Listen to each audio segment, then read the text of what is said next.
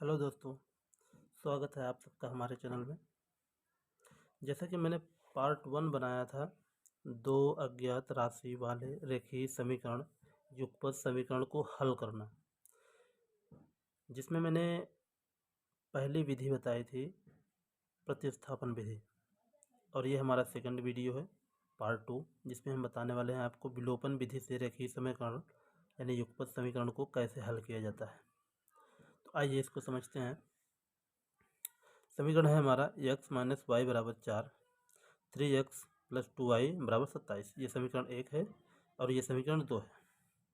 तो सबसे पहले हम क्या करते हैं, चाहे x की वैल्यू यहाँ पे x का जो गुणांक है वो 3 है और यहाँ पर जो x का गुणांक है वो 1 है, और यहाँ पे जो y का गुणांक है वो 1 है, छिपा हुआ है, और यहाँ पे जो y का गुणांक है वो 2 है। तो ना तो ये और ये बराबर है, ना तो ये और ये बराबर है। तो हम क्या करेंगे, चाहे x को और या तो चाहे y को, गुणांकों को हम बराबर कर लेंगे। इसका नियम है, चाहे आप y के गुणांकों को बराबर करिए और चाहे x के गुणांकों को बराबर करिए। तो हम पहले x के गुणांकों को बराबर करते हैं। यहाँ पे 3 है, यहाँ पे 1 है। हम अगर समीकरण 1 में, अगर इस समीकरण 1 में 3 से गुणा करेंगे तो 3 का गुणा जब होगा पूरे समीकरण में तो हमारा यहाँ पे 3 आ जाएगा। और हम समीकरण 2 में अगर 1 का गुणा करते हैं तो 1 का गुणा जब होगा पूरे समीकरण में तो हमें यहाँ 1 तिक के 3 यानी 3 मिल जाएगा। तो हमारा जो x का गुणांक है वो बराबर हो जाएगा। आइए हम इसको प्रैक्टिकली करके दिखाते हैं। यहाँ पे लिखना पड़ेगा समीकरण 1 में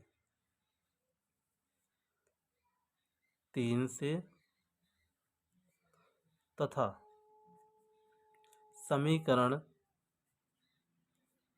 2 में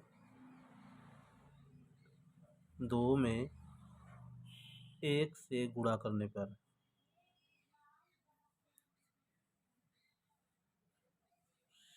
ये रूल है इसका, चाहे आप x के गुणांकों को बराबर करिए, चाहे आप y को गुणांकों को बराबर करिए। तो हम x के गुणांकों को बराबर कर रहे हैं। अगर समीकरण 1 में पूरे में 3 का गुणा होगा, 3 एकन्नम 3, x लगा हुआ है साइन माइनस, और यहाँ पे 3 एकन्नम 3 y लगा हुआ है बराबर 3 चौके 12।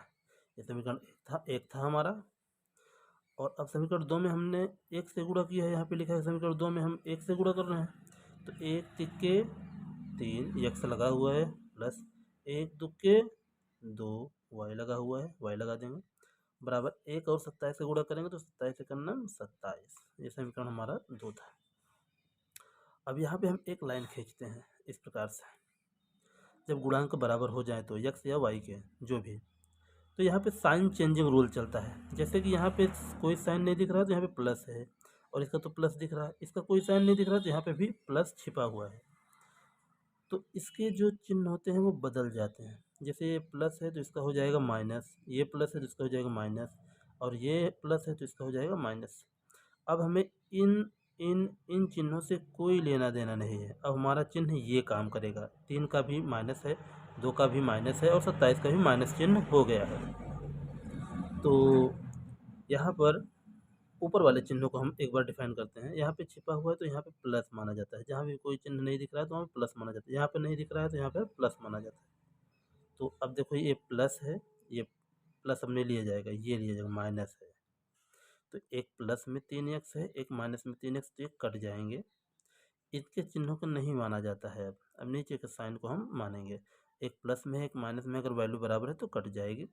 अब यहाँ पे देखते हैं तो ये वैल्यू अलग अलग है, ये माइनस है और ये भी माइनस है, और जब दो माइनस माइनस में होते हैं तो वो माइनस लगा के जोड़ देते हैं, 3 2 5, और y लगा हुआ है तो y लगा देंगे सजातीय पद उसका, और यहाँ पे बराबर लगाएंगे। ये माइनस में 27 है और प्लस में 12 है, एक प्लस है एक माइनस है, तो प्लस माइनस घटते हैं तो घटा देंगे। तो 7 में से 2 गया 5 और 2 में से 1 गया 1, और ये 12 जो है छोटा है 27 से, इसलिए जो बड़ा होता है यानी जो 27 है उसका चिन्ह आएगा। 27 बड़ा है, 27 का चिन्ह माइनस है, तो माइनस यहाँ पे आ जाएगा। ये माइनस से माइनस हम काट देंगे। ये 5y बराबर 15। जब हम y की वैल्यू निकालेंगे y बराबर, तो ये 15 पहले लिखेंगे, और 5 और y के बीच में कोई चिन्ह नहीं है तो यहाँ पे गुणा माना जाता है। और जब हम y की वैल्यू निकालेंगे तो 5 को जब उस साइड भेजेंगे, y तो अपनी जगह पे है, 5 को जब उस साइड भेजेंगे और ये गुणा में इधर है, बराबर के उस तरफ जाएगा तो ये भाग हो जाएगा। इस प्रकार से काट देंगे, 5 के 5, 5 3 15।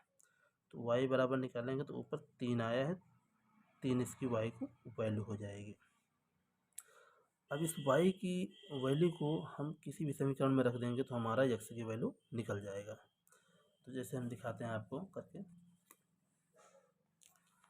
यहाँ पे लिखेंगे y की वैल्यू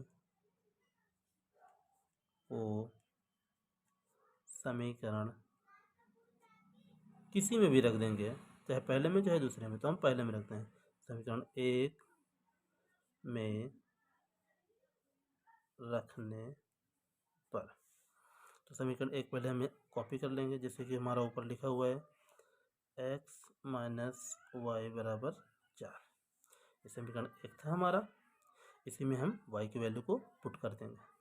तो x माइनस वाई है, y की वैल्यू 3 है तो 3 पुट कर देंगे बराबर 4।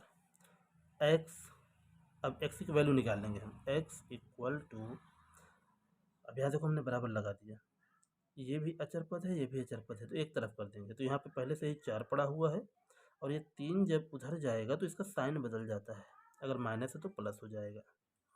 3 हो गया, तो x की वैल्यू 7, यहाँ से x की वैल्यू आ गई। तो दोस्तों, अगर आपको ये विलोपन विधि समझ में आ गई है युगपत समीकरण को हल करने की, तो ठीक है। अगर नहीं समझ में आए तो आप हमें कमेंट करके ज़रूर बताएं, हम आपकी पूरी हेल्प करेंगे।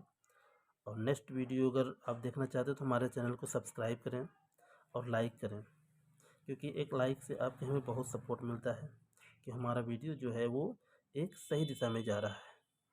तो दोस्तों, वीडियो को पूरा वॉच करें ताकि आपको अच्छे से समझ में आए। अगर समझ में ना आए तो वीडियो को दोबारा देखें, और फिर भी ना आए तो आप हमें कमेंट ज़रूर करें। Thanks for watching, like and subscribe please.